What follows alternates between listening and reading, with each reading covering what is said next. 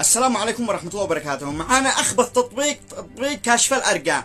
به بنت دخل لها واحد شي يتعرف، البنت حضرته، دخل لها برقم ثاني حضرته، قام هذا المنحط بزر رقم البنت ونشر في جروب عيال، ادخلوا راسلوها علشان سجلوا رقم البنت هذه بأسامي اللا أخلاقية علشان يطلع في كاشف الأرقام، علشان أخوها زوجها، علشان إذا بحث على رقمها البنت هذه يطلع أسامي مخلة بالآداب.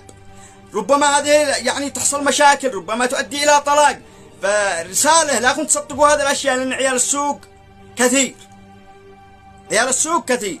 فالأرقام هذه عيال السوق يدخلوا يراسلوا البنات، ما رضتش ترد عليه حضرته، يقوم ينشر رقمها يسجلوا بأسامي مخلة بالآداب علشان تتضرر البنت سواء كانت مزوجة أو عزبة. فهذه البنت أهلها متفاهمين وعارفين بالأشياء هذه، عرفوا غيرت الرقم. فلذلك نصيحة إلى كل أخ، إلى كل أب، مش تشوفوا الأرقام أسامي مخلة بالآداب خلاص تصدقوا، لأن عيال السوق كثير. فهذه رسالة مهمة لأن عيال السوق بيدخلوا يأذوا البنات، ما رضوا ترد قاموا نشروا رقمها وسجلوا أسامي مخلة بالآداب.